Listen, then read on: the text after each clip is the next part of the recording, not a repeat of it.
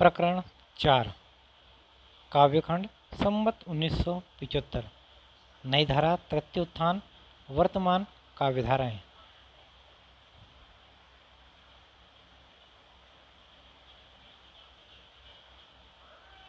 द्वितीय उत्थान के समाप्त होते होते खड़ी बोली में बहुत कुछ कविता हो चुकी थी। इस 25-30 वर्षों के भीतर वह बहुत कुछ मंजी, इसमें संदेह नहीं, पर इतनी नहीं जितनी उर्दू काव्य क्षेत्र के भीतर जाकर मंजी है।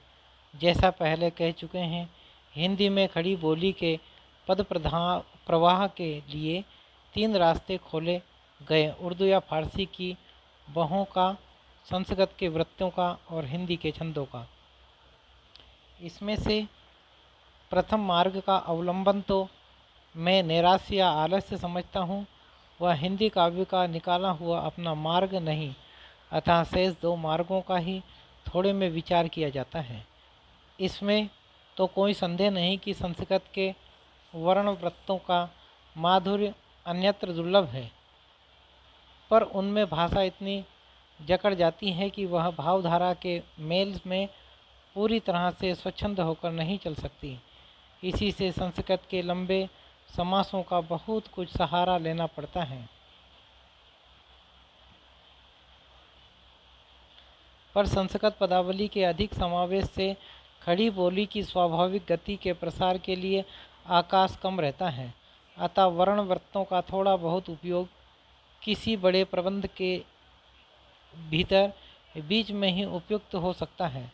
तात्पर्य यह कि संस्कृत पदावली का अधिक आश्रय लेने से खड़ी बोली के मजने की संभावना दूर ही रहेगी।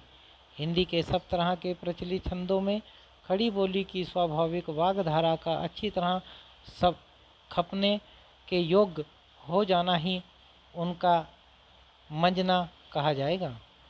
हिंदी के प्रचलित छंदों में दंडक और सवेया भी हैं। सवेया यद्यपि वर्णव्रत हैं, पर लय के अनुसार लघु गुरु का बंधन उसमें बहुत कुछ उसी प्रकार शिथिल हो जाता है जिस प्रकार उर्दू के छंदों में मात्रिक छंदों में तो कोई अड़चन नहीं है। प्रचलित मात्रिक छंदों के अतिरिक्त कविजन इच्छानुसार नए छंदों का विधान भी बहुत अच्छी तरह कर सकते हैं। खड़ी बोली की कविताओं की उत्तरोत्तर गति की और दृष्टिपात करने से यह पता चल जाता है कि जिस प्रकार ऊपर लिखी बातों की ओर लोगों का ध्यान क्रमशः गया है और जा रहा है, बाबू मैथिली शरण गुप्त की कविताओं में चलती हुई खड़ी बोली का परिमार्जित और सुव्यवस्थित रूप गीतिका आदि हिंदी के प्रचलित छंदों में तथा नए गढ़े हुए छंदों में पूर्णतः देखने में आया है। ठाकुर गोपाल शरण सिंह जी कवित्वों और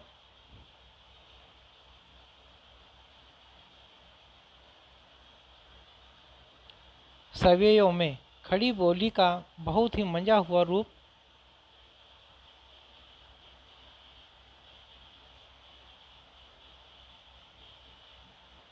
सामने ला रहे हैं। उनकी रचनाओं को देखकर खड़ी बोली के मच जाने की पूरी आशा होती है। खड़ी बोली का पूर्ण सौष्ठव के साथ मंजना तभी कहा जाएगा जबकि पद्यों में उसकी अपनी गतिविधि का पूरा समावेश हो और कुछ दूर तक चलने वाले वाक्य सफाई के साथ बैठें। भाषा का इस रूप में परिमार्जन उन्हीं के द्वारा हो सकता है जिनका हिंदी पर पूरा अधिकार है, जिन्हें उसकी प्रकृति की पूरी परख है। जिस प्रकार बाबू मैथिली शरण गुप्त और ठाकुर गोपाल शरण सिंह जी ऐसे कवियों की लेखनी से खड़ी बोली को मजते देख आशा का पूर्ण संचार होता है, उसी प्रकार कुछ ऐसे लोगों को जिन्होंने अध्ययन या शिष्ट समागम द्वारा भाषा पर पूरा अधिकार नहीं प्राप्त किया है, संस्कृत की विकर्ण पदावली के भरोसे पर या अंग्रेजी पद्यों के वाक्य खंडों के शब्दानुसार जोड़कर हिंदी कविता के नए मैदान में उतरते देख आशंका भी होती है। ऐसे लोग हिंदी जानने पर उसका अभ्यास करने की ज़रूरत नहीं समझते, पर हिंदी भी एक भाषा है जो आते आते आती है। भाषा बिना अच्छी तरह जाने वाक्य विन्यास, मुहावरे आदि कैसे ठीक हो सकते हैं। नए नए छंदों के व्यवहार और तुक के बंधन के त्याग की सलाह द्विवेदी जी ने बहुत पहले दी थी। उन्होंने कहा था कि तले हुए शब्दों में कविता करने और तुक अनुप्रास आदि ढूंढने से कवियों के विचार स्वातंत्र में बाधा आती है।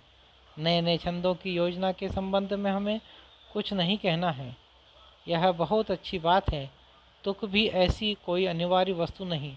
चरणों के भिन्न भिन्न प्रकार के मेल चाहे जितने किए जाएं ठीक हैं, पर इधर कुछ दिनों से बिना छंद मीटर के पद भी बिना तुकांत के होना तो बहुत ध्यान देने की बात नहीं। निराला जी ऐसे नई रंगत के कवियों में देखने में आते हैं।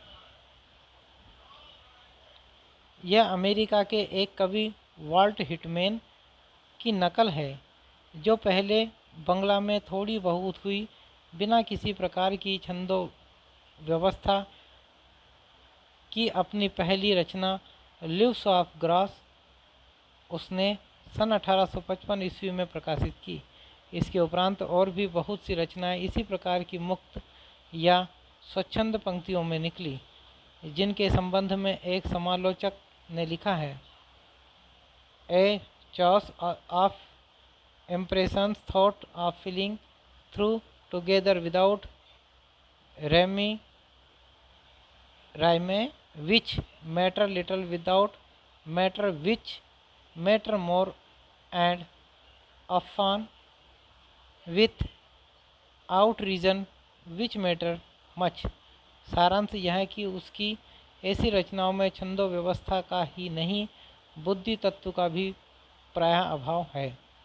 उसकी वे ही कविताएं अच्छी मानी और पढ़ी गई जिनमें छंद और तुकांत की व्यवस्था थी।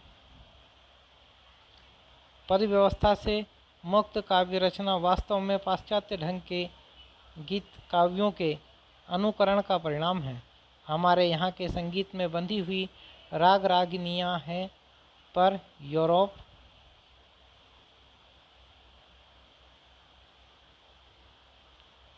में संगीत के बड़े बड़े उस्ताद कंपोजर्स अपनी अलग अलग नाद योजना या स्वर मैत्री चलाया करते हैं।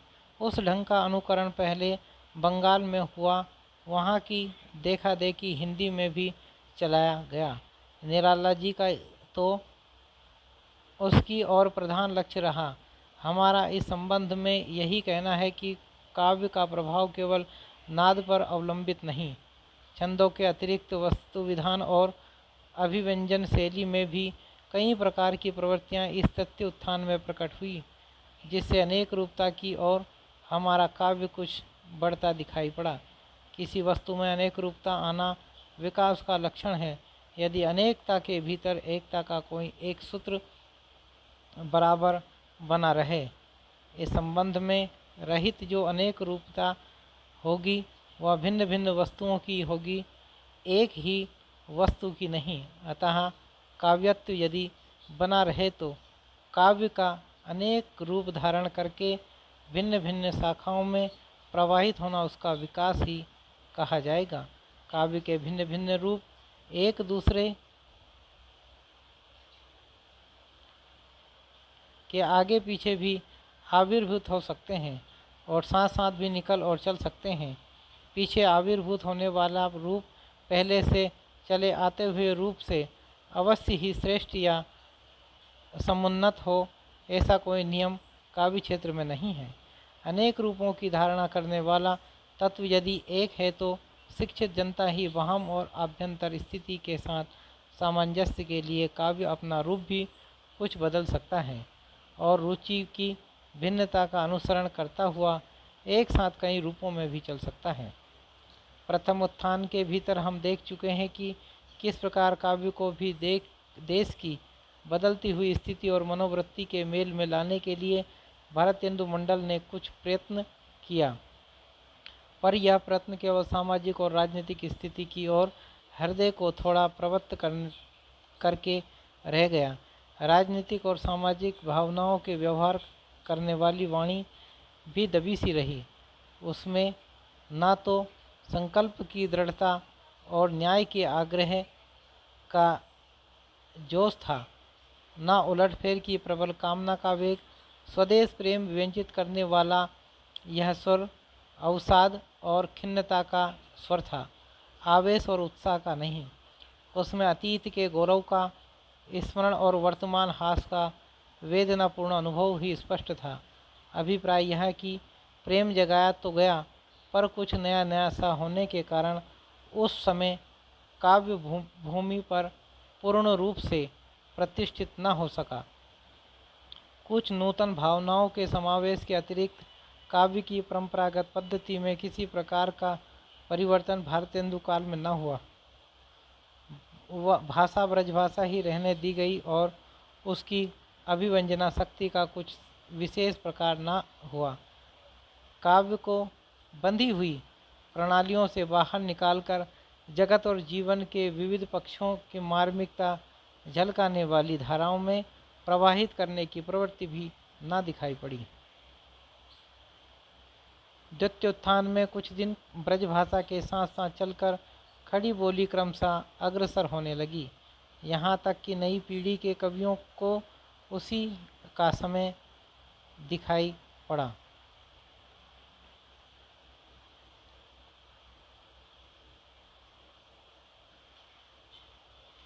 स्वदेश गौरव और स्वदेश प्रेम की जो भावना प्रथम उत्थान में जगाई गई थी, उसका अधिक प्रसार द्वितीय उत्थान में हुआ और भारत भारती ऐसी पुस्तक निकली।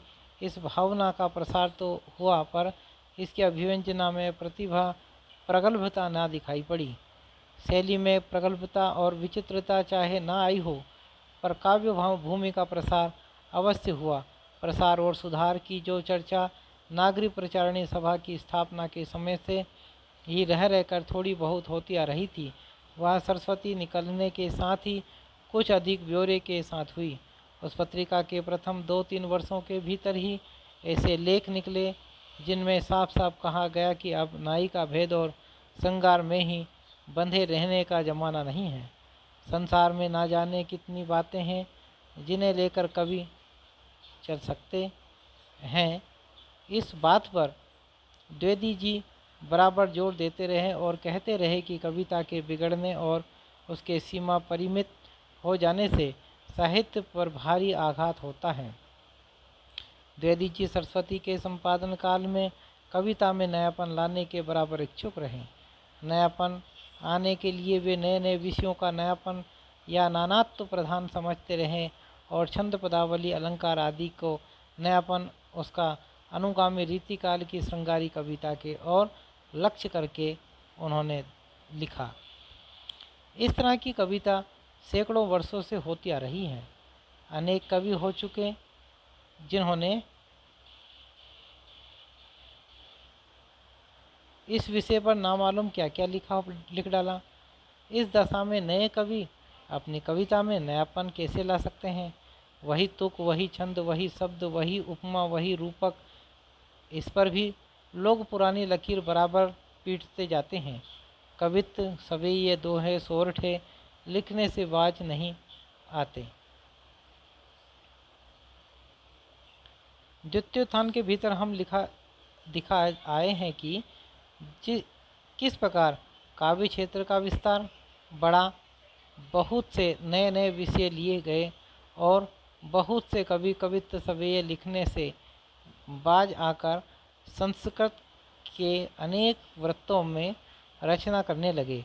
रचनाएं चाहे अधिकतर साधारण गद्य निबंधों के रूप में हुई हो, पर प्रवृत्ति अनेक विषयों की ओर रही, इसमें संदेह नहीं। उसी द्वितीयोत्थान में स्वतंत्र वर्णन के लिए मनुष्यतर प्रकृति को कवि लोग लेने लगे, पर अधिकतर उसके ऊपरी प्रभाव तक ही रहे। उसके रूप व्यवहार कैसे सुखद सजीले और सुहावने लगते हैं। अधिकतर यही देख देख दिखाकर उन्होंने संतोष किया। चीर साहचर्य से उत्पन्न उनके प्रति हमारा राग व्यंजित न हुआ। उनके बीच मनुष्य जीवन को रखकर उन उसके प्रकृत स्वरूप पर व्यापक दृष्टि नहीं डाली गई। रहस्य में सत्ता के अक्षर प्रसार के भीतर व्यंजित भावों और मार्मिक तथ्यों के साक्षात्कार तथा प्रत्यक्षीकरण की ओर झुकाव न देखने में आया। इसी प्रकार विश्व के अत्यंत सूक्ष्म और अत्यंत महान विद्वानों के बीच जहाँ तक हमारा ज्ञान पहुँचा है, वहाँ तक हृदय की भी पहुँचने का कुछ प्रयास होना चाहिए, पर ना हुआ। द्वितीयोत्थान काल के अधिकांश भाग खड़ी बोली को भिन्न भिन्न प्रकार के पदों में ढालने में ही लगा।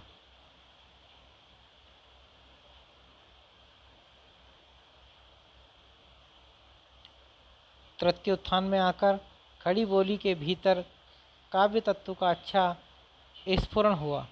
जिस देश प्रेम को लेकर काव्य की नूतन धारा भारतेंदु काल में चली गई, वह उत्तरोत्तर प्रबल और व्यापक रूप धारण करता आया। शासन की अवस्था और अशांति के उपरांत अंग्रेजों के शांतिमय और रक्षापूर्ण शासन के प्रति कृतज्ञता का भाव भारतेंदु काल में बना हुआ था। इससे उस समय की देशभक्ति संबंधी कविताओं और राजभक्ति का स्वर भी प्राय मिला पाया जाता है। देश की दुख दशा का प्रधान कारण राजनीति समझते हुए भी उस दुख दशा में उद्धार के लिए कवि लोग दया में भगवान को ही पुकारते मिलते हैं। कहीं कहीं उद्योग धंधों को न बढ़ाने, आलस्य में पड़े रहने और देश की बनी वस्तुओं का व्यवहार न करने के लिए वे देशवासियों को भी कोसते पाए जाते हैं। सरकार पर रोष या असंतोष की व्यंजना उनमें नहीं मिलती। कांग्रेस की प्रतिष्ठा होने के उपरांत भी बहुत दिनों तक देशभक्ति की वाणी में विशेष बल और वेग ना दिखाई पड़ा। बात यह थी कि राजनीति की लंबी चौड़ी चर्चा साल भर के में एक बार धूमधाम के साथ थोड़े से शिक्षित बड़े आदमियों के बीच हो जाया करती थी, जिसका कोई स्थायी और क्रियोत्पादक प्रभाव नहीं देखने में आता था। अतः विदेशी काल की देशभक्ति संबंधी रचनाओं में शासन पद्धति के प्रति असंतोष तो व्यंजित होता था, पर कर्म में तत्पर कराने वाला, आत्मत्याग कराने वाला जोश और उत्साह न था। आंदोलन भी कड़ी याचना के आगे नहीं बढ़े थे। तृतीय उत्थान में आकर परिस्थिति बहुत बदल गई। आंदोलनों ने सक्रिय रूप धारण किया और गांव-गांव में राजनीतिक और आर्थिक परतंत्रता के विरोध की भावना जगाई गई। सरकार से कुछ मांगने के स्थान पर अब कवियों की वाणी देशवासियों को ही स्वतंत्रता देवी की वेदी पर बलिदान होने को प्रोत्साहित करने लगी। अब जो आंदोलन चले वह सामान्य जन समुदायों को भी साथ लेकर चले। इससे उनके भीतर अधिक आवेश और बल का संचार हुआ। सबसे बड़ी बात यह हुई कि आंदोलन संसार के और भागों में चलने वाले आंदोलनों के मेल में लाए गए, जिससे ये क्षोभ की एक सार्वभौम धारा की शाखाओं से प्रतीत हुए वर्तमान सभ्यता और लोक की घोर आर्थिक विषमता से जो असंतोष का ऊंचा स्वर पश्चिम में उठा और उसकी गूंज यहाँ भी पहुँची। दूसरे देशों का धन खींचने के लिए यूरोप में महायंत्र प्रवर्तन का जो क्रम चला, उससे पूंजी लगाने वाले थोड़े से लोगों के पास तो अपार धनराशि इकट्ठी होने लगी, पर अधिकांश श्रमजीवी जनता के लिए भोजन वस्त्र मिलना भी कठिन हो गया। अतः एक और तो यूरोप में मशीन की सभ्यता के विरुद्ध टॉलस्टॉय की धर्म बुद्धि जगाने वाली वाणी सुनाई पड़ी, जिसका भारतीय अनुवाद गांधी जी ने किया। दूसरी ओर इस घोर आर्थिक विषमता की और प्रतिक्रिया के रूप में साम्यवाद और समाजवाद नामक सिद्धांत चले, जिन्होंने रूस में अत्यंत उग्र रूप धारण करके भारी उलटफेर कर दिया। अतः अब संसार के प्रायः सारे सभ्य भाग एक दूसरे के लिए खुले हुए हैं। इससे एक भूखंड में उठी हुई हवाएं दूसरे भूखंड में शिक्षित वर्गों तक तो अवश्य ही पहुंच जाती हैं। यदि उनका सामंजस्य दूसरे भूखंड की परिस्थिति के साथ हो जाता है तो उस परिस्थिति के अनुरूप शक्तिशाली आंदोलन चल पड़ते हैं। इस नियम के अनुसार शोषक साम्राज्यवाद के विरुद्ध राजनीतिक आंदोलन के अतिरिक्त यहाँ भी किसान आंदोलन, मजदूर आंदोलन, अछूत आंदोलन इत्यादि कई आंदोलन एक विराट परिवर्तनवाद के नाना व्यावहारिक अंगों के रूप में चले। श्री रामधारी सिंह दिनकर, बालकृष्ण शर्मा नवीन, बाखरलाल चतुर्वेदी आदि कई कवियों की वाणी द्वारा ये भिन्न भिन्न प्रकार के आंदोलन प्रतिध्वनित हुए। ऐसे समय में कुछ ऐसे भी आंदोलन दूसरे देशों की देखा देखी खड़े होते हैं जिनकी नौबत वास्तव में नहीं आई रहती। यूरोप में जब देश के देश बड़े बड़े कल कारखानों से भर गए हैं और जनता का बहुत सा भाग उसमें लग गया है, तब मजदूर आंदोलन की नौबत आई। यहाँ अभी कारखाने केवल चल खड़े हुए हैं और उनमें काम करने वाले थोड़े से मजदूरों की दशा खेत में काम करने वाले करोड़ों अच्छे किसानों की दशा से कहीं अच्छे हैं। पर मजदूर आंदोलन साथ लग गया। जो कुछ ही इस आंदोलनों का तीव्र स्वर हमारी काव्यवाणी में सम्मिलित हुआ।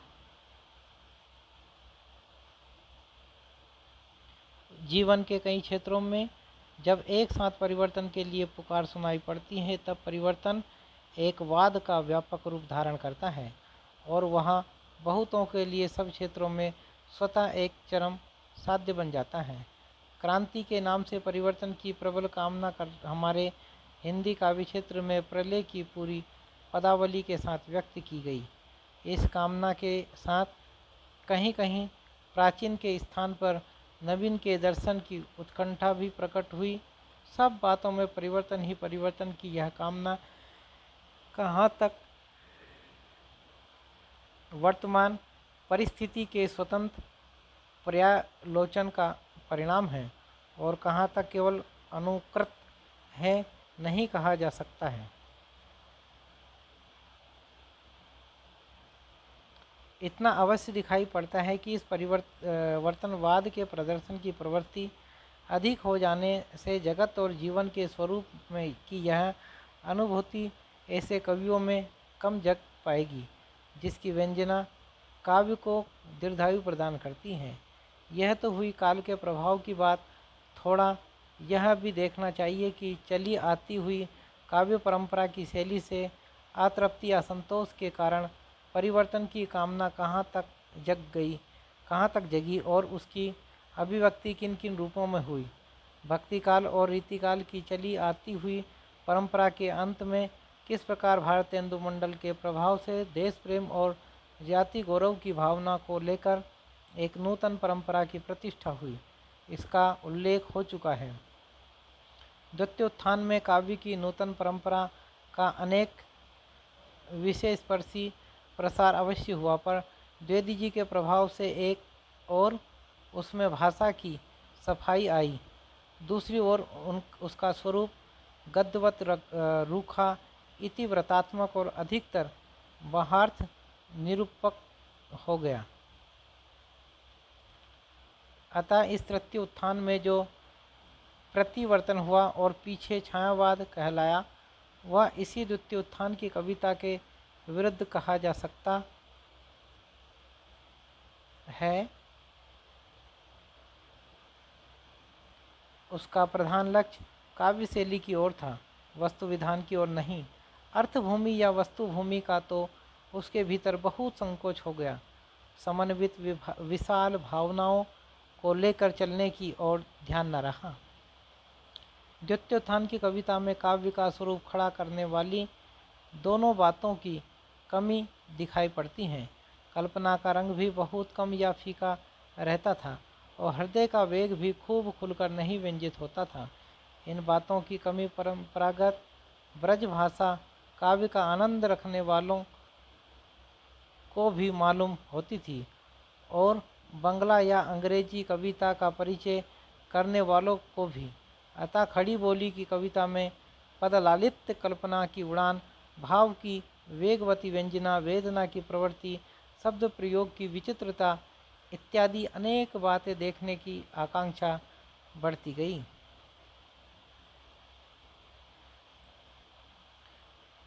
सुधार चाहने वालों में कुछ लोग नए नए विषयों की ओर प्रवृत्त खड़ी बोली की कविता को ब्रज भाषा काव्य की सी ललित पदावली तथा रसात्मकता और मार्मिकता से समन्वित देखना चाहते थे। जो अंग्रेजी के ढंग पर चली हुई बंगला की कविताओं से प्रभावित थे, वे कुछ लाक्षणिक वैचित्र व्यंजक चित्र विन्यास और रुचिर अन्योक्तियाँ देखना चाहते थे। श्री पारसनाथ सिंह के किए हुए बंगला कविताओं के हिंदी अनुवाद सरस्वती और आदि पत्रिकाओं में सम्मत 1967 सन 1910 से ही निकलने लगे थे।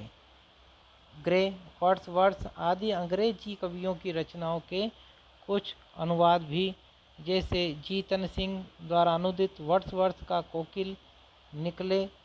अतः खड़ी बोली की कविता जिस रूप में चल रही थी, उससे संतुष्ट न रहकर द्वितीय उत्थान के समाप्त होने से कुछ पहले ही कई कवि खड़ी बोली काव्य की को कल्पना का नया रूप रंग देने और उसे अधिक अंतर्भाव व्यंजक बनाने में प्रवृत्त हुए, जिसमें प्रधान थे सर्वश्री मैथिली शरण गुप्त, मुकुटधर पांडे और बद्रीनारायण भट्ट। कुछ अंग्रेजी ढर्रा लिए हुए जिस प्रकार की फुटकर कविताएं और प्रगीत मुक्तक लिरिक्स बंगला में निकल रहे थे, उसके प्रभाव से कुछ विशृंख वस्तु विन्यास और अनूठे शीर्षक के साथ चित्रमयी कोमल और व्यंजक भाषा में इनकी नए ढंग की रचनाएं सम्मत 1970-71 से ही निकलने लगी थी, जिनमें से कुछ के भीतर रहस्य भावना भी रहती थी। पहले मैथिली शरण गुप्त जी की नक्षत्र निपात सन 1914, अनुरोध सन 1915, पुष्पांजलि 1917, स्वयं आगत 1918 इत्यादि कविताएं ध्यान देने योग्य हैं। पुष्पांजलि और स्वयं आगत की कुछ पंक्तियां देखिए। का मेरे आंगन का एक फूल सौभाग्य भाव से मिला हुआ, श्वासोच्छ वासना से हिला हुआ, संसार विटप से खिला हुआ, झड़ पड़ा अचानक झूल झूल। खा तेरे घर के द्वार बहुत हैं, किससे होकर जाऊं मैं, सब द्वारों पर भीड़ बड़ी है, कैसे भीतर जाऊं मैं। इस प्रकार गुप्त जी की और भी बहुत सी गीतात्मक रचनाएं हैं, जैसे गा निकल रही है उर्से आह, ताक रहे सब तेरी राह, चातक खड़ा चोंच खोले हैं, संपुट खोले सीप खड़ी, मैं अपना घट लिए खड़ा हूँ, अपनी अपनी हमें पड़ी। घा प्यारे तेरे कहने से जो यहाँ अचानक में आया, दीप्ति बड़ी दीपों की सहसा मैंने भी ली सांस कहाँ, सो जाने के लिए जगत का यह प्रकाश है जाग रहा, किंतु उसी बूझते प्रकाश में डूब उठा मैं और बहा, निरुद्देश नख रेखाओं में देखी तेरी मूर्ति आहा। अगले हैं मुकुटधर पांडे। गुप्त जी तो जैसा पहले कहा जा चुका है, किसी विशेष पद्धति या वाद में ना बंधकर कई पद्धतियों पर अब तक चले आ रहे हैं, पर मुकुटधर जी बराबर नूतन पद्धति ही पर चले। उनकी इस ढंग की प्रारंभिक रचनाओं के आंसू, उद्गार इत्यादि ध्यान देने योग्य हैं, पर नमूने देखिए। का हुआ प्रकाश तमो में मग में, मिला मुझे तू तत्क्षण जग में। दंपति के मधु में विलाप में, शिशु के स्वप्नोत्पन्न हास में, वन्य कुसुम के सूचि सुवास में था तव क्रीड़ा स्थान। खा मेरे जीवन की लघुतरणी आँखों के पानी में तर जा, मेरे उर का छिपा खजाना अहंकार का भाव पुराना, बना आज तो मुझे दीवाना तप्त श्वेत बूंदों में ढर जा। 1917 में गायन की। जब संध्या को हट जावेगी भीड़ महान, तब जाकर मैं तुम्हें सुनाऊंगा निज गान। शून्य कक्ष के अथवा कोने में ही एक बैठ तुम्हारा करूँ वहाँ नीरव अभिषेक। 1910 में।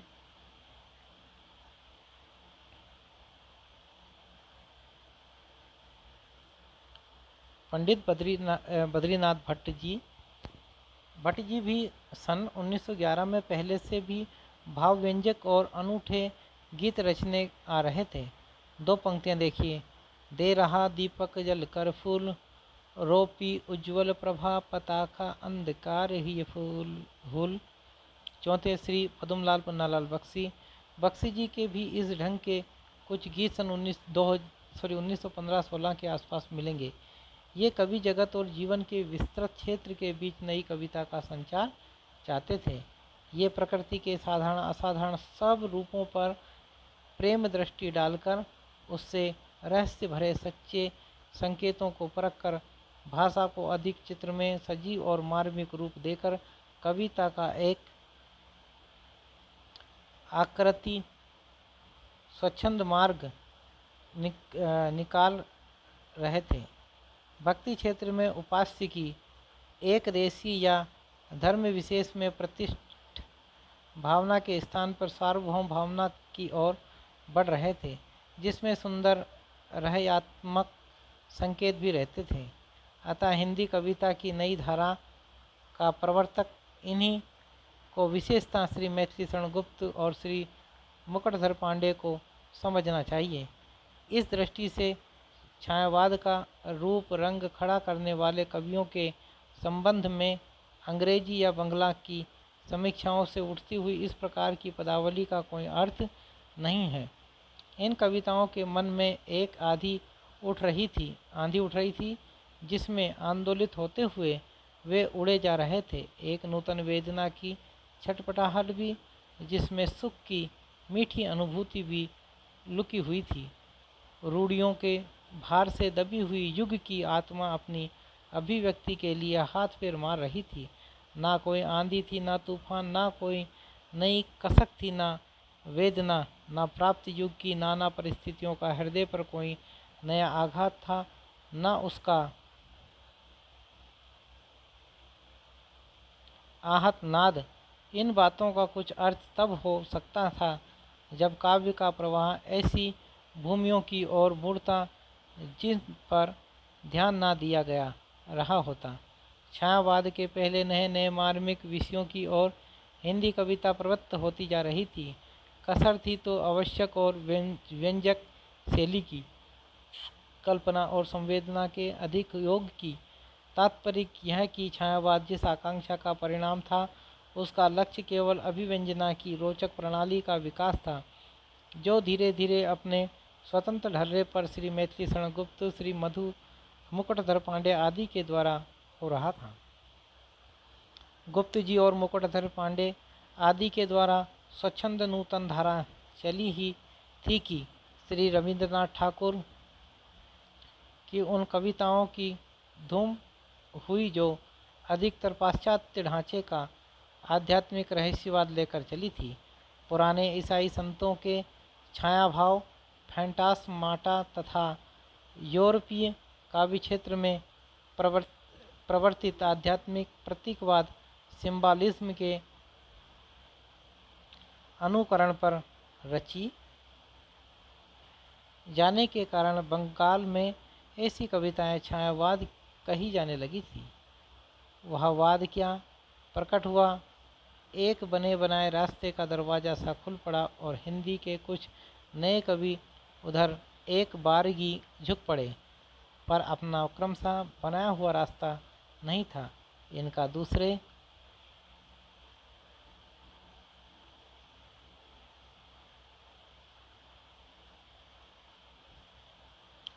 साहित्यिक क्षेत्र में प्रकट होना, कई कवियों का इस प्रकार एक साथ चल पड़ना और कुछ दिनों तक इनके भीतर अंग्रेजी और बंगला की पदावली का जगह जगह ज्यों का त्यों अनुवाद रखा जाना, ये बातें मार्गी की स्वतंत्र उद्भावना नहीं सूचित करती। छायावाद नाम चल पड़ने का परिणाम यह हुआ कि बहुत से कवि रहस्यात्मक अभिव्यंजना के लाक्षणिक वैचित्र वस्तु विन्यास और विश्रृंखला त्रिमय भाषा और मधुमय कल्पना को ही साध्य मानकर चले। शैली की एक विशेषता की दुरारूढ़ साधना में ही लीन हो जाने के कारण अर्थभूमि के विस्तार की ओर उनकी दृष्टि न रही। विभाव पक्ष या तो शून्य अथवा अनिर्दिष्ट रह गया। इस प्रकार प्रसारणोन्मुख काव्य क्षेत्र बहुत कुछ संकुचित हो गया। असीम अज्ञात प्रीतम के प्रति अन्यत्न चित्रमयी भाषा में अनेक प्रकार के प्रमोदगारों तक ही काव्य की गतिविधि प्राय बंध गई।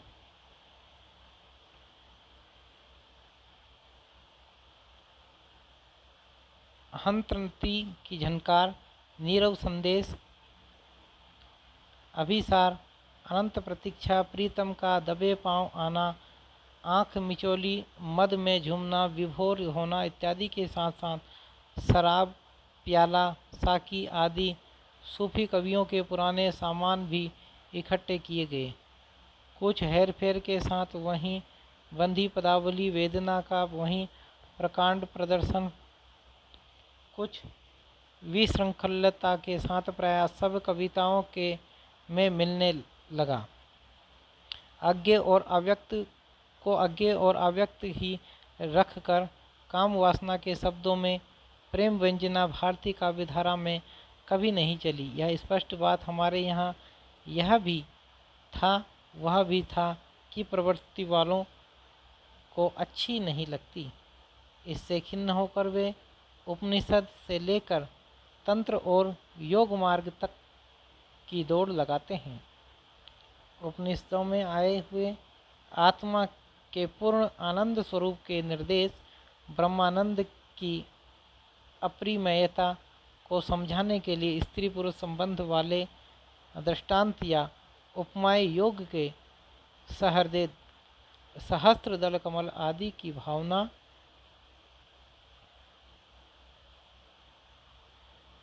के बीच से बड़े संतोष के साथ उद्धत करते हैं।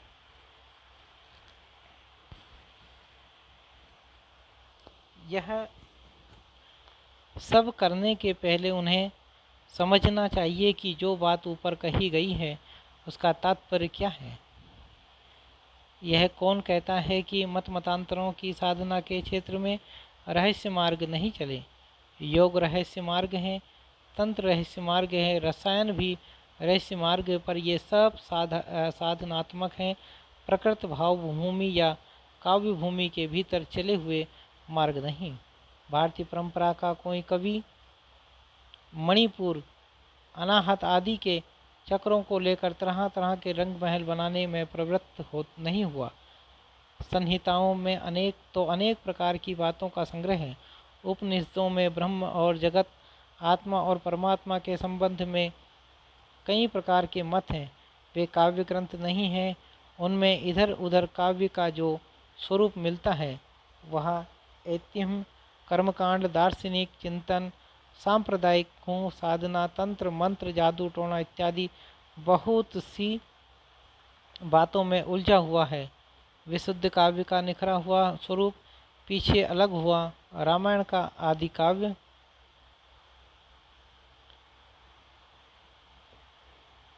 कहलाना साफ यही सूचित करता है। संहिताओं और उपनिषदों को कभी किसी ने काव्य नहीं कहा। अब सीधा सवाल यह रह गया कि क्या वाल्मीकि से लेकर पंडितराज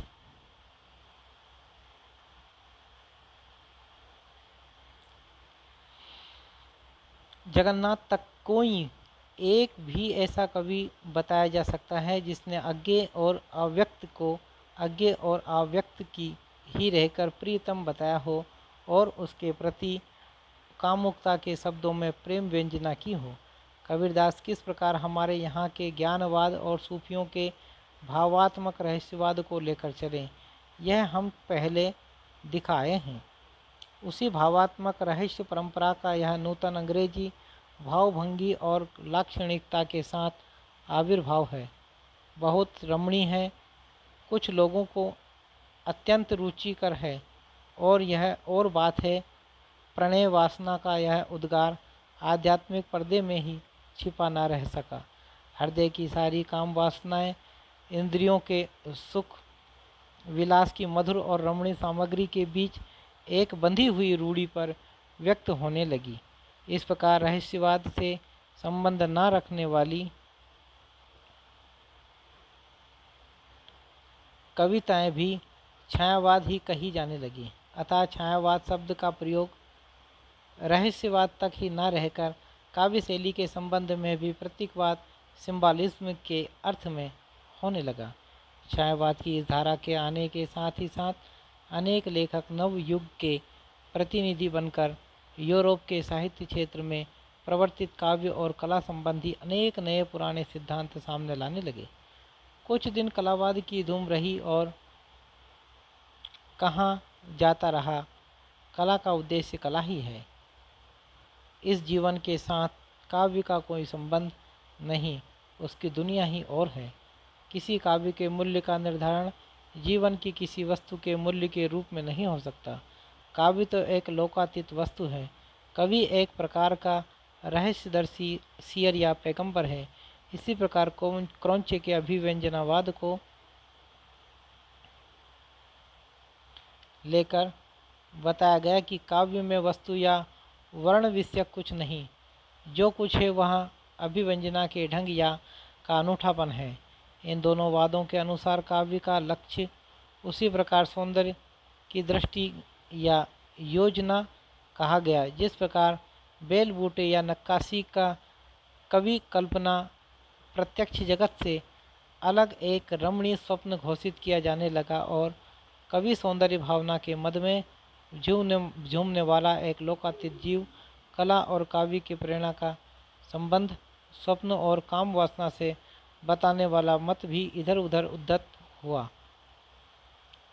सारांश यह है कि इस प्रकार के अनेक वाद प्रवाद पत्र पत्रिकाओं में निकलते रहे। छायावाद की कविता की पहली दौड़ तो बंग भाषा की रहस्यात्मक कविताओं के सजीले और कोमल मार्ग पर हुई, पर उन कविताओं की बहुत कुछ गतिविधि अंग्रेजी वाक्य खंडों के अनुवाद पर द्वारा संगठित देख अंग्रेजी काव्यों से परिचित हिंदी कवि सीधे अंग्रेजी से तरह तरह के लाक्षणिक प्रयोग लेकर उनके ज्यों के त्यों अनुवाद जगह जगह अपनी रचनाओं में जड़ने लगे।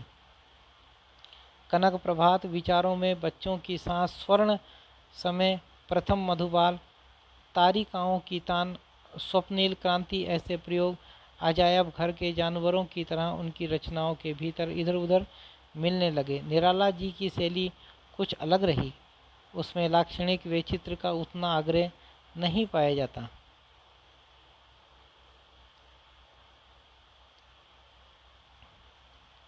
जितना पदावली की तड़क भड़क और पूरे वाक्य के वे लक्षण का केवल भाषा के प्रयोग वैचित्र तक की बात न रही।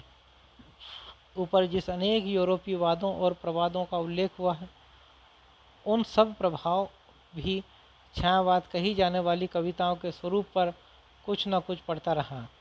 कलावाद और अभिव्यंजनावाद का पहला प्रभाव यह दिखाई पड़ा कि काव्य में भावानुभूति के स्थान पर कल्पना का विधान ही प्रधान समझा जाने लगा और कल्पना अधिकतर अप्रस्तुतों की योजना करने तथा लाक्षणिक मूर्तिमत्ता और विचित्रता लाने में ही प्रवृत्त हुई।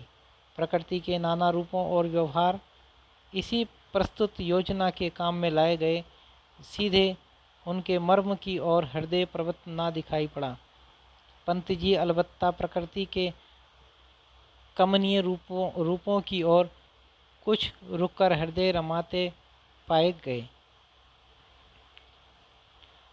दूसरा प्रभाव यह देखने में आया कि अभिव्यंजना प्रणाली का शैली की विचित्रता ही सब कुछ समझी गई।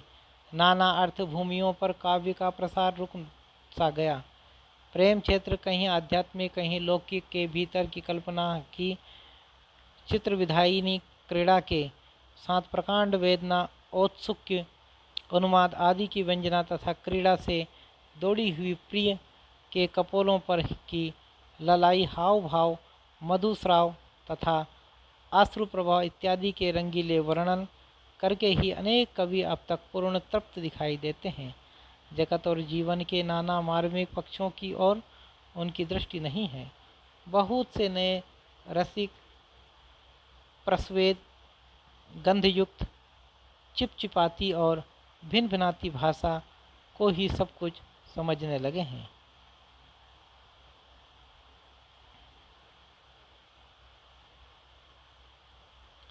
लक्षणाशक्ति के सहारे अभिव्यंजना प्रणाली या काव्य शैली का अवश्य बहुत अच्छा विकास हुआ है, पर अभी तक कुछ बंधे हुए शब्दों की रूढ़ी चल रही है। रीतिकाल की श्रृंगारी कविता की भरमार भी तो इतनी निंदा की गई, पर वहीं श्रृंगारी कविता कभी रहस्यवाद का पर्दा डालकर, कभी खुले मैदान अपनी कुछ अदा बदल कर, फिर प्रायः सारा काव्य क्षेत्र छेक कर चल रही है। कलावाद के प्रसंग में बार बार आने वाले सौंदर्य शब्द के कारण बहुत से कवि बेचारी स्वर्ग की अप्सराओं को पर लगाकर कोह काफ की परियों का या विहिस्त के फरिश्ता की तरह उड़ाते हैं। सौंदर्य चयन के लिए इंद्रधनुषी बादल, उषा विकच, कली का पराग सौरभ, स्मित, आनंद, अधर पल्लव इत्यादि बहुत सी सुंदर और मधुर सामग्री प्रत्येक कविता में जुटाना आवश्यक समझते हैं। स्त्री के नाना अंगों के आरोप के बिना वे प्रकृति के किसी दृश्य के सौंदर्य की भावना ही नहीं कर सकते। कला की पुकार के कारण यूरोप में प्रगीत मुक्तकों, लिरिक्स का ही अधिक चलन देखकर यहाँ भी उसी का जमाना यह बताकर कहा जाने लगा कि अब ऐसी लंबी कविताएं पढ़ने की किसी को फुर्सत कहाँ, जिनमें कुछ इतिवृत्त भी मिला रहता हो। अब तो विशुद्ध काव्य की सामग्री जुटाकर सामने रखा देनी चाहिए, जो छोटे छोटे प्रगीत मुक्तकों में ही संभव है। इस प्रकार काव्य में जीवन को अनेक परिस्थितियों की ओर ले जाने वाले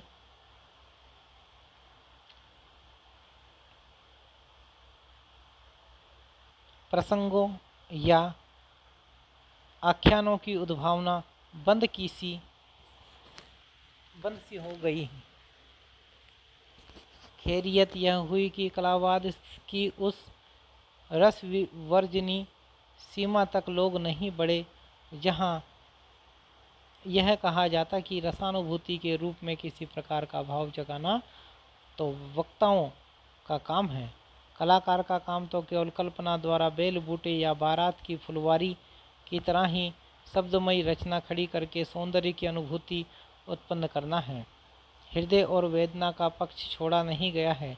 इससे काव्य के प्रकट स्वरूप के तिरोभाव की आकांक्षा नहीं है, पर छायावाद और कलावाद के सहसा या आ धमकने से वर्तमान काव्य का बहुत सा अंश एक बंधी हुई लीक के भीतर सिमट गया, नाना अर्थ भूमियों पर ना जाने पाया। यह अब अवश्य कहा जाएगा। छायावाद की शाखा के भीतर धीरे धीरे काव्य शैली का बहुत अच्छा विकास हुआ, इसमें संदेह नहीं। उसमें भावावेश की आंकुल व्यंजना, लाक्षणिक वैचित्र, मूर्त प्रत्यक्षीकरण, भाषा की वक्रता, विरोध, चमत्कार, कोमल पदविन्यास इत्यादि काव्य का स्वरूप संगठित करने वाली प्रचुर सामग्री दिखाई पड़ी। भाषा के परिमार्जन काल में किस प्रकार खड़ी बोली की कविता के रूखे सूखे रूप से उबकर कुछ कवि उसमें सरसता लाने के चिन्ह दिखा रहे थे, यह कहा जा चुका है। अतः आध्यात्मिक रहस्यवाद का नूतन रूप हिंदी में न आता तो शैली और अभिव्यंजना पद्धति की उक्त विशेषताएं क्रमशः स्फुरित होती और उनका स्वतंत्र विकास होता। हमारी काव्य भाषा में लाक्षणिकता का कैसा अनूठा आभास घनानंद की रचनाओं में मिलता है, यह हम दिखा चुके हैं। छायावाद जहाँ तक आध्यात्मिक प्रेम लेकर चला है, वहाँ तक तो रहस्यवाद के ही अंतर्गत रहा है। उसके आगे प्रतीकवाद या चित्रभाषावाद सिंबॉलिज्म नाम की काव्य शैली के रूप में ग्रहित होकर भी वह अधिकतर प्रेम गान ही करता रहा है। हर्ष की बात है कि अब कई कवि उस संकीर्ण क्षेत्र से बाहर निकलकर जगत और जीवन के और मार्मिक पक्षों की ओर भी बढ़ते दिखाई दे रहे हैं। इसी के काम काव्य शैली के प्रतिक्रिया के प्रदर्शन व नएपन की नुमाइश का शौक भी घट रहा है। अब अपनी शाखा की विशिष्टता को विभिन्नता की हद पर ले जाकर दिखाने की प्रवृत्ति का वेग क्रमशः कम और रचनाओं को सुव्यवस्थित और अर्थगर्भित रूप देने की रुचि क्रमशः अधिक होती दिखाई पड़ती है। स्वर्गीय जयशंकर प्रसाद जी अधिकतर तो विरह वेदना के नाना सजीले शब्द पथ निकालते हैं तथा लौकिक और अलौकिक प्रणय मधुगान ही करते रहे, पर इधर लहर के कुछ ऐतिहासिक वृत्त लेकर छायावाद की चित्रमय शैली की विस्तृत अर्थभूमि पर ले जाने का प्रयास भी उन्होंने किया और जगत के वर्तमान दुख द्वेषपूर्ण मानव जीवन के का अनुभव करके इस जले जगत के वृंदावन बन जाने की आशा भी प्रकट की तथा जीवन के प्रभात को जगाया। इसी प्रकार श्री सुमित्रानंदन पंत ने गुंजन में सौंदर्य चयन से आगे बढ़ जीवन के नित्य स्वरूप पर भी दृष्टि डाली है। सुख दुख दोनों के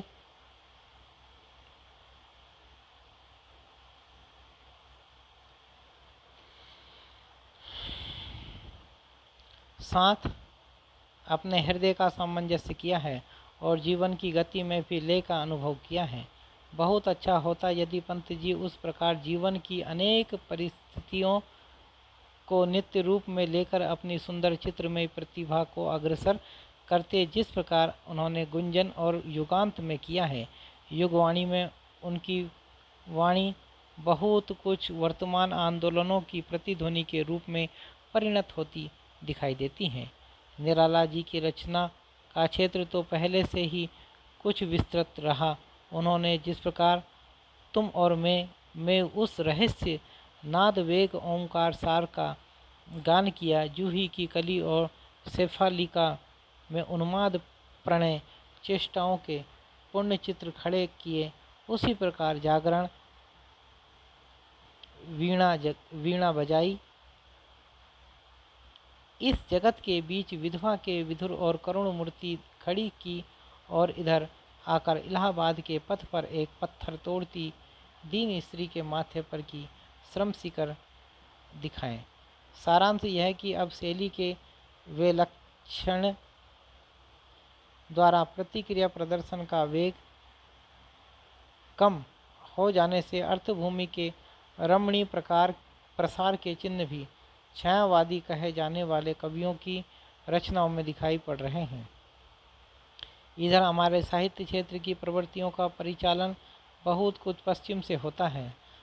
कला में व्यक्तित्व की चर्चा खूब फैलने से कुछ कवि लोक के साथ अपना मेल न मिलने की अनुभूति की बड़ी लंबी चौड़ी व्यंजना कुछ मार्मिकता और कुछ फक्कड़पन के साथ करने लगे हैं। भाव क्षेत्र में असामंजस्य की इस अनुभूति का भी एक स्थान अवश्य है, पर यह कोई व्यापक या स्थायी मनोवृत्ति नहीं। हमारा भारतीय काव्य उस भूमि की ओर प्रवृत्त रहा है जहाँ जाकर प्रायः सब हृदयों का मेल हो जाता है। वह सामंजस्य को लेकर अनेकता में एकता को लेकर चलता रहा है, असामंजस्य को लेकर नहीं। उपरोक्त परिवर्तनवाद और छायावाद को लेकर चलने वाली कविताओं के साथ साथ दूसरी धाराओं की कविताएं भी विकसित होती हुई चल रही है। द्विवेदी काल में परिवर्तित विविध वस्तु भूमियों प्रसन्न प्रवाह के साथ चलने वाली काव्य धारा सर्वश्री मैथिली शरण गुप्त, ठाकुर गोपाल शरण सिंह, अनूप शर्मा, श्याम नारायण पांडे, पुरोहित प्रताप नारायण, तुलसीराम शर्मा, दिनेश इत्यादि अनेक कवियों की वाणी के प्रसाद से विविध प्रसंग और आख्यान और विषय लेकर निथरती और प्रौढ़ और प्रगल्भ होती चल रही है। उसकी अभिव्यंजना प्रणाली में अब अच्छी सरसता और सजीवता तथा अपेक्षित वक्रता का भी विकास होता चल रहा है। यद्यपि कई वादों के कूद पड़ने और प्रेम गान की परिपाटी लव लिरिक्स का फैशन चल पड़ने के कारण अर्थभूमि का बहुत कुछ संकोच हो गया है और हमारे वर्तमान काव्य का बहुत सा भाग कुछ रूढ़ियों को लेकर एक बंधी लीक पर बहुत दिनों तक चला। फिर भी स्वाभाविक स्वच्छंदता, ट्रू रोमांटिसिज्म के उस नूतन पथ का ग्रहण करके कई कवि चले जिसका उल्लेख पहले हो चुका है। पंडित राम नरेश त्रिपाठी के संबंध में द्वितीय उत्थान के भीतर कहा जा चुका है। तृतीय उत्थान के आरंभ में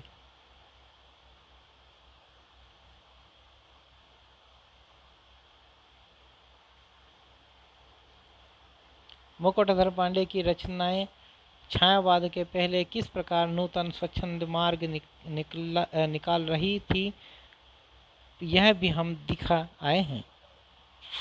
मुकुटधर जी की रचनाएं नरेतर प्रणालियों की गतिविधि का भी राग रहस्यपूर्ण परिचय देती हुई स्वाभाविक स्वच्छंदता की ओर झुकती मिलेगी। प्रकृति प्रांगण के चर अचर प्राणियों का रागपूर्ण परिचय, उनकी गतिविधि पर आत्मीयता व्यंजक दृष्टिपात, सुख दुख में उनके साहचर्य की भावना, ये सब बातें स्वाभाविक स्वच्छंदता के पदचिन्ह में हैं। सर्वश्री सियाराम शरण गुप्त, सुभद्रा कुमारी चौहान, ठाकुर गुरु भक्त सिंह, उदय शंकर भट्ट इत्यादि कई कवि विस्तृत अर्थभूमि पर स्वाभाविक स्वच्छंदता का मर्मपथ ग्रहण करके चल रहे हैं। वे ना तो केवल नवीनता के प्रदर्शन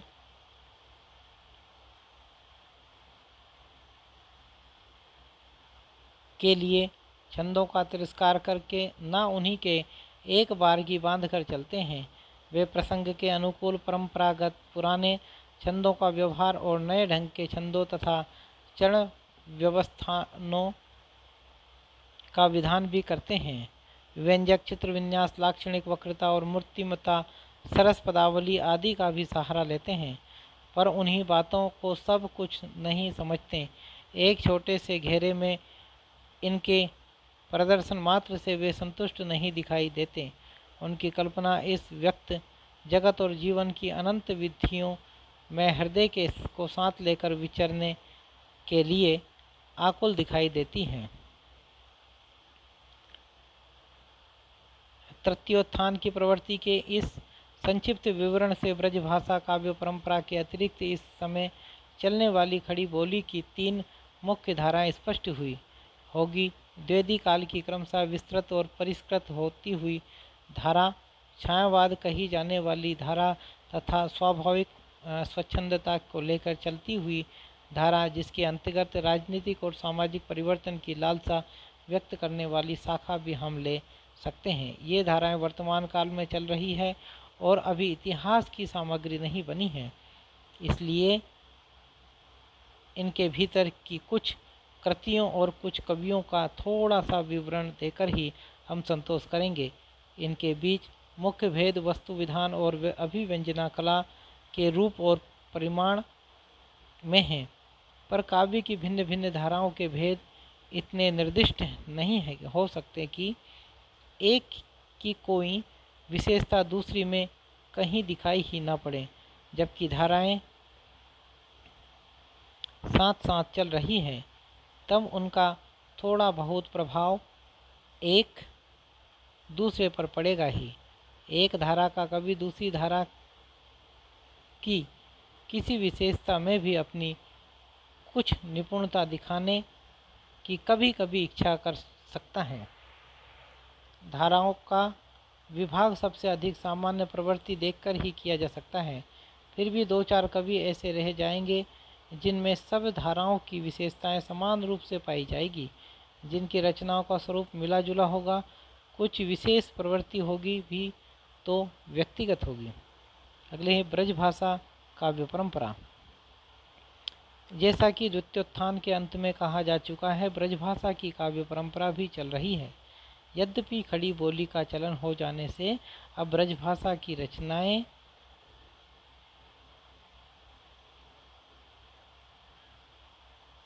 प्रकाशित बहुत कम होती हैं, पर अभी देश में ना जाने कितने कवि नगरों और ग्रामों में बराबर ब्रजवासी की रसधारा बहाते चल रहे हैं। जब कहीं किसी स्थान पर कवि सम्मेलन होता है, तब ना जाने कितने अज्ञात कवि आकर अपनी रचनाओं से लोगों को तृप्त कर जाते हैं। रत्नाकर जी की उद्धव शतक ऐसी उत्कृष्ट रचनाएं इस तृतीय उत्थान में ही निकली थी। सर्गबद्ध प्रबंध काव्यों में हमारा बुद्ध चरित्र संवत 1919 में प्रकाशित हुआ, जिससे भगवान बुद्ध का लोकपालन चरित्र उसी परंपरागत काव्य भाषा में वर्णित है जिसमें रामकृष्ण की लीला का अब भी घर घर गान होता है। श्री वियोगी हरि जी की वीर सत्सई और मंगला प्रसाद पारितोषिक मिले बहुत दिन नहीं हुए। देव पुरस्कार से पुरस्कृत भी दुलारे लालजी भार्गव के दोहे बिहारी के रास्ते पर चल रहे हैं। अयोध्या के श्री रामनाथ ज्योतिषी को रामचंद्रोदय काव्य के लिए देव पुरस्कार थोड़े ही दिन हुए मिला है। मेवाड़ के श्री केसरी सिंह बारहट का प्रताप चरित्र वीर रस का एक बहुत उत्कृष्ट काव्य है जो संवत 1992 में प्रकाशित हुआ है। पंडित गया प्रसाद शुक्ल स्नेही की सरस कविताओं की धूम कवि सम्मेलनों में बराबर रहा करती है। प्रसिद्ध कलाविद राय कृष्णदास जी का ब्रज रज इसी तृतीयोत्थान के भीतर प्रकाशित हुआ है। इधर श्री उमाशंकर वाजपेयी उमेश जी की ब्रज भारती में ब्रजभाषा बिल्कुल नई सज धज के साथ दिखाई पड़ी हैं। हम नहीं जानते और शायद कोई भी नहीं चाहेगा कि ब्रजभाषा काव्य की धारा लुप्त हो जाए। उसे यदि इस काल में भी चलना है तो वर्तमान भावों को ग्रहण करने के साथ ही साथ भाषा का भी कुछ परिष्कार करना पड़ेगा। उसे चलती ब्रजभाषा के अधिक मेल में लाना होगा। अप्रचलित संस्कृत शब्दों का भी अब बिगड़े रूपों में रखने की आवश्यकता नहीं। बुद्ध चरित्र काव्य में भाषा के संबंध में हमने इसी पद्धति का अनुसरण किया था और कोई बाधा नहीं दिखाई पड़ी थी। द्विवेदी काल में प्रवर्तित खड़ी बोली की काव्य धारा। इस धारा का प्रवर्तन द्वितीय उत्थान में इस बात को लेकर हुआ था कि ब्रजभाषा के स्थान पर अप्रचलित खड़ी बोली में कविता होनी चाहिए। श्रृंगार रस के कवित्व सवेय बहुत लिखे जा चुके हैं। अब और विषयों को लेकर तथा और छंदों में भी रचना चलनी चाहिए। खड़ी बोली की पद्यों में अच्छी तरह ढलने में जो काल लगा, उसके भीतर की रचना तो बहुत कुछ इतिवृत्तात्मक रही, पर इस तृतीय उत्थान में आकर यह काव्यधारा कल्पनान्वित, भावाविष्ट और अभिव्यंजनात्मक हुई। भाषा का कुछ दूर तक चलता हुआ स्निग्ध, प्रसन्न और प्रांजल प्रवाह इस धारा की सबसे बड़ी विशेषता है। खड़ी बोली वास्तव में इसी धारा के भीतर मंजी है। भाषा का मंजना वही संभव होता है जहाँ उसकी अपनी गतिविधि का पूरा समावेश होता है और कुछ दूर तक चलने वाले वाक्य सफाई के साथ पद्यों में बैठते चले जाते हैं। एक संबंध सूत्र में बद्ध कई अर्थ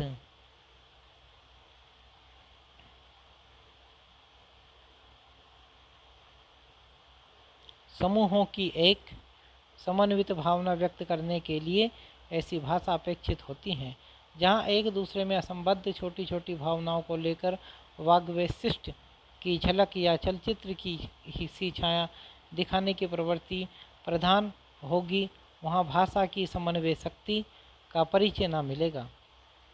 व्यापक समन्वय के बिना कोई ऐसा समन्वित प्रभाव भी नहीं पड़ सकता है जो कुछ काल तक स्थायी रहे।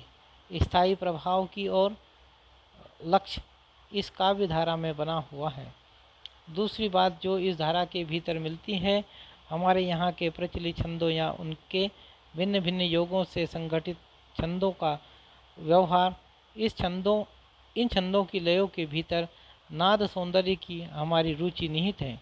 नवीनता में बट्टा लगने के डर से ही इन छंदों को छोड़ना सहृदयता से अपने को दूर बताना है। नई रंगत की कविताओं में जो पद या चरण रखे जाते हैं उन्हें प्रायः आलापने की ज़रूरत होती है, पर ठीक लय के साथ कविता पढ़ना और आलाप के साथ गाना दोनों अलग अलग हैं। इस धारा में कल्पना और भावात्मिका वृत्ति उधर में नाचती तो नहीं मिलती है, पर बोध वृत्ति द्वारा उद्घाटित भूमि पर टिककर उसकी मार्मिकता का प्रकाश करती अवश्य दिखाई पड़ती हैं। इससे कला का कुतूहल तो नहीं खड़ा होता, पर हृदय को रमाने वाली बात सामने आ जाती है। यह बात तो स्पष्ट है कि ज्ञान ही काव्य के संचरण के लिए रास्ता खोलता है। ज्ञान प्रसार के भीतर ही हृदय प्रसार होता है, और हृदय प्रसार ही कच्चा सा काव्य का सच्चा लक्ष्य है। अतः ज्ञान के साथ लगकर ही जब हमारा हृदय परिचालित होगा, तभी काव्य की नई नई मार्मिक अर्थ भूमियों की ओर वह बढ़ेगा। ज्ञान को किनारे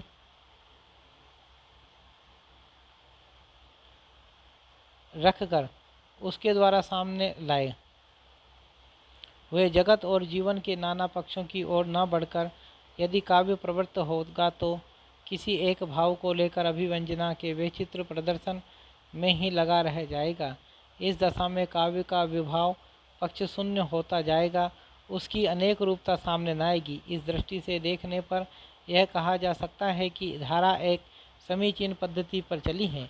इस पद्धति के भीतर इधर आकर काव्यत्व का अच्छा विकास हो रहा है, यह देखकर प्रसन्नता होती है। अब इस पद्धति पर चलने वाले कुछ प्रसिद्ध कवियों का उल्लेख किया जाता है। पहले हैं ठाकुर गोपाल शरण सिंह।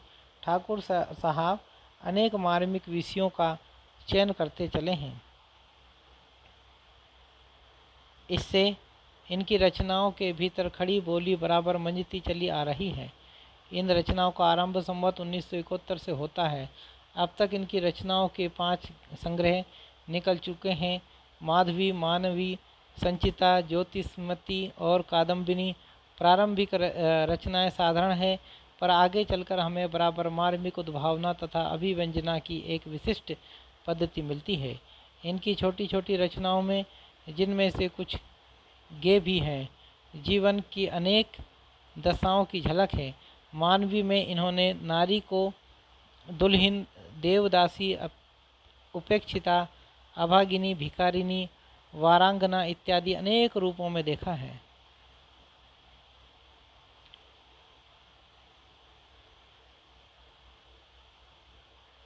ज्योतिष्मती के पूर्वार्ध में तो असीम और अव्यक्त तुम है, और उत्तरार्ध में ससीम और व्यक्त में संसार के बीच इसमें प्रायः उन्हीं भावों की व्यंजना है जिनकी छायावाद के भीतर होती हैं, पर ढंग बिल्कुल अलग, अर्थात रहस्यदर्शियों का सा न होकर भोले भाले भक्तों का सा है। कवि ने प्रार्थना की है कि पृथ्वी पर ही मेरे पद हो, दूर सदा आकाश रहे। व्यंजना को गुण बनाने के लिए कुछ असंबद्धता लाने, नितांत अपेक्षित पद या वाक्य भी छोड़ देने, अत्यंत अस्फुट संबंध के आधार पर उपलक्षणों का व्यवहार करने का प्रयत्न उनकी रचनाओं में नहीं पाया जाता। आजकल बहुत चलते हुए कुछ रमणीय लाक्षणिक प्रयोग अवश्य कहीं कहीं मिलते हैं। कुछ प्रतीक मुक्तकों में यत्र तत्र छायावादी कविता के ढंग के रूप भी इन्होंने रखे हैं, पर वे खुलकर सामने आते हैं, जैसे सज धज कर मृदु व्यथा सुंदरी तज कर सब घर बार, दुख यामिनी में जीवन की करती है अभिसार। वो शांति के साथ अपना अटल संबंध कभी बड़ी सफाई से इतने ही में व्यक्त कर देता है। तो अनंत गति में प्रकाश है, मैं हूँ मलिक अंधेरा, पर सदैव संबंध अटल है, जग में तेरा मेरा।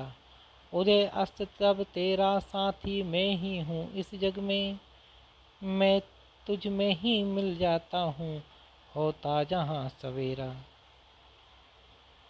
मानवी में अभागिनी को संबोधित करके कवि कहते हैं, चुकती है नहीं निशा तेरी, है कभी प्रभात नहीं होता, तेरे सोहाग का सुख वाले आजीवन रहता है सोता। है फूल फूल जाते मधु में, सुरभित मलिया नील बहती है, सब लता बल्लियाँ खिलती है, तू बस तो मुरझाई रहती है। सब आशाएं अभिलाषाएं और कारागृह में बंद हुई, तेरे मन की दुख ज्वालाएं मेरे मन में आछंद हुई। अगले हैं अनूप शर्मा। अनूप शर्मा बहुत दिनों तक ये ब्रज भाषा में अपनी ओजस्विनी वाग्धारा बहाते रहे। खड़ी बोली का जमाना देखकर ये उसकी ओर मुड़े। कुणाल का चरित्र इन्होंने सुनाल नामक खंड काव्य में लिखा। फिर बुद्ध भगवान का चरित्र लेकर सिद्धार्थ नामक 18 सर्गों का एक महाकाव्य संस्कृत के अनेक वर्णवत्तों में इन्होंने लिखा। इनकी फुटकर कविताओं का संग्रह सुमनांजलि में है। इन्होंने फुटकर प्रसंगों के लिए कवित्व ही चुना है। भाषा के सरल प्रवाह के अतिरिक्त इनकी सबसे बड़ी विशेषता है व्यापक दृष्टि, जिससे ये हमारे ज्ञान पथ में आने वाले अनेक कवियों को अपने कल्पना द्वारा आकर्षित और मार्मिक रूप में रखकर काव्य भूमि के भीतर ले आए हैं। जगत के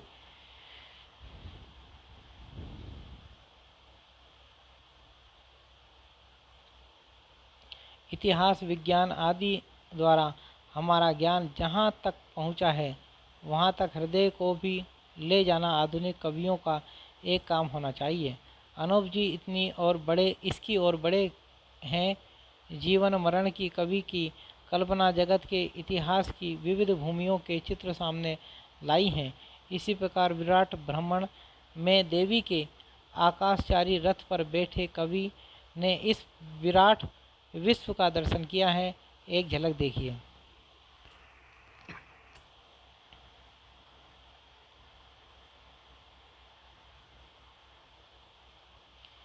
पीछे दृष्टि गोचर था गोल चक्रपूषण का, घूमता हुआ जो नील संपुटी में चलता, मानो जलयान के बितल पृष्ठभाग मध्य, आता चला फैन पित पिंड सा उबलता।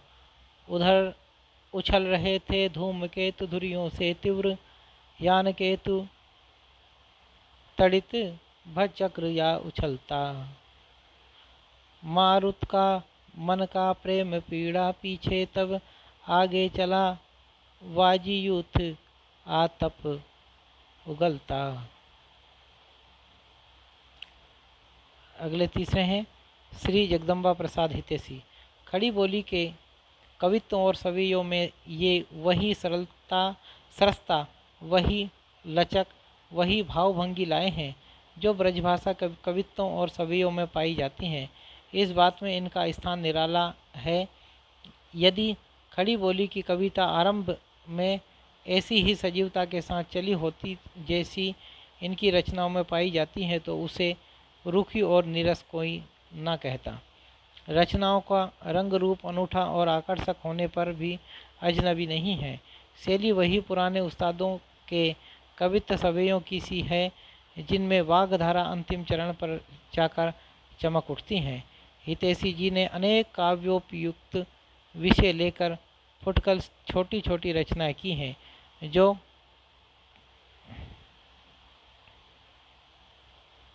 कल्लोलिनी और नवोदिता में संग्रहित है।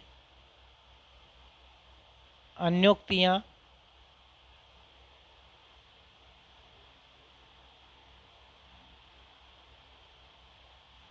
इनकी बहुत मार्मिक है। रचना के कुछ नमूने देखिए। किरण से दुखिनी बनी दीन कुटी में, कभी महलों में कभी महारानी बनी। बनी फूटती ज्वालामुखी तो कभी हिमकुट की देवी हिमानी बनी। चमकी बन विद्युत रौद्र, कभी घन आनंद आश्रु कहानी बनी। कविता शशि स्नेह सोहाग सनी, कभी आग बनी कभी पानी बनी। भव सिंधु के बुद बुद बुद प्राणियों की तुम्हें शीतल श्वासा कहे, कहो तो। अथवा छलनी बनी अंबर के उर की अभिलाषा कहे, कहो तो। घुलते हुए चंद्र के प्राण की पीड़ा भरी परिभाषा कहे, कहो तो। नभ से गिरती नखतावली के नैनों की निराशा कहे, कहो तो। अभी परिचय। तू हितैषी सताया हुआ किसी का, हर तोर किसी का बिसारा हुआ। घर से किसी के हूँ निकाला हुआ, दर से किसी से दुत्कारा हुआ। नजरों से गिराया हुआ किसी का, दिल से किसी का हूँ उतारा हुआ। अजी हाल हमारा हो पूछते क्या, हूँ मुसीबत का एक मारा हुआ। अगले श्री श्याम नारायण पांडे। इन्होंने पहले त्रेता के दो वीर नामक एक छोटा सा काव्य लिखा गया था, जिसमें लक्ष्मण मेघनाथ युद्ध के कई प्रसंग लेकर दोनों वीरों का हृदय चित्रित किया था। यह रचना हरिगीतिका अथवा संस्कृत के कई वर्ण वृत्तों में द्वितीय उत्थान की शैली पर है। माधव और रिमझिम नाम की इनकी दो और छोटी छोटी रचनाएं हैं। इनकी ओजस्विनी प्रतिभा का पूर्ण विकास हल्दी घाटी नामक 17 सर्गों के महाकाव्य में दिखाई पड़ा। उत्साह की अनेक अंतर्दशाओं की व्यंजना तथा युद्ध की अनेक परिस्थितियों के चित्रण से पूर्ण यह काव्य खड़ी बोली में अपने ढंग का एक ही है। युद्ध के समाकुल वेग और संघर्ष का ऐसा सजीव और प्रवाहपूर्ण वर्णन बहुत कम देखने में आता है। कुछ पद नीचे दिए जाते हैं। सावन का हरित प्रभात रहा, अंबर पर थी घन घोर कटा। फहरा कर पंख थिरकते थे, मन भांति थी बन मोर छटा। वारिद के उर में चमक दमक, तड़ तड़ थी बिजली तड़क रही। रह रह कर जल था बरस रहा, रणधीर भुजा थी फड़क रही। धरती की प्यास बुझाने को वह घर रही थी घन सेना। लोहू पीने के लिए खड़ी, यह हर रही थी जनसेना। नभ पर चमचम चपला चमकी, चमचम चमकी तलवार इधर। भैरव अमंद घननाद उधर, दोनों दल की ललकार इधर। कल कल बहती थी रणगंगा, अरिदल को डूब नहाने को। तलवार वीर की नाव बनी, चटपट उस पार लगाने को। बेरी दल की ललकार गिरी, वह नागिन सी फुफकार गिरी। था शोर मौत से बचो बचो, तलवार गिरी। क्षण इधर गई क्षण उधर गई, क्षण चढ़ी बाढ़ सी उतर गई। था प्रलय चमकती जिधर गई, क्षण शोर हो गया किधर गई। अगले हैं पुरोहित प्रताप नारायण।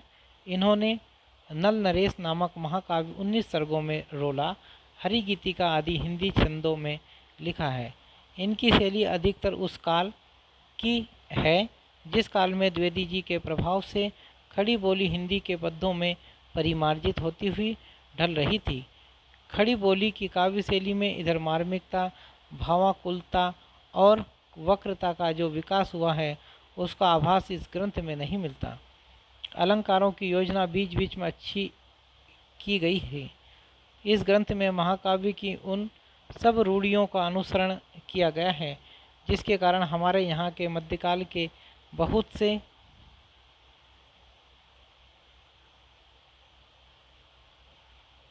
प्रबंध काव्य कृत्रिम और प्रभाव शून्य हो गए।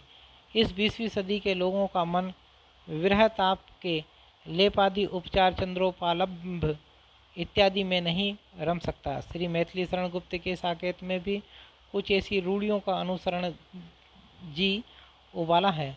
मन के मोती और नव निकुंज में प्रताप नारायण जी की खड़ी बोली की फुटकल रचनाएं संग्रहित हैं जिनकी शैली अधिकतर इतिवृत्तात्मक है। कानन काव्य कानन नामक बड़े संग्रह में व्रज भाषा की भी बहुत कुछ कविताएं हैं। छठवें हैं तुलसी राम शर्मा दिनेश। इन्होंने 272 पृष्ठों का एक बड़ा भारी काव्य ग्रंथ पुरुषोत्तम श्री कृष्ण के चरित्र के विविध अंगों को लेकर लिखा है। यह 8 अंकों में समाप्त हुआ है। इसमें कई पात्रों के मुँह से आधुनिक समय में उठे हुए भावों की व्यंजना कराई गई है। जैसे श्री कृष्ण उद्धव द्वारा गोपियों को संदेश भेजते हैं।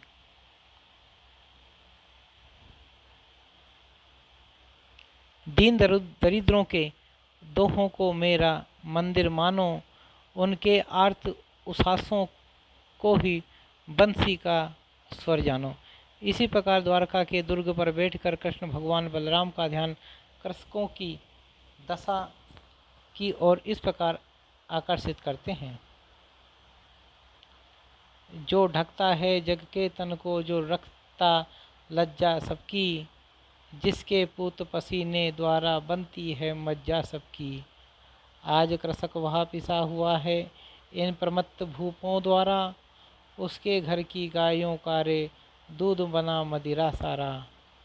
पुरुष के सब कामों में हाथ बटाने की सामर्थ्य स्त्रियां रखती हैं, यह बात रुक्मिणी कहती मिलती है। यह सब होने पर भी भाषा प्रौढ़ चलती और आकर्षक नहीं।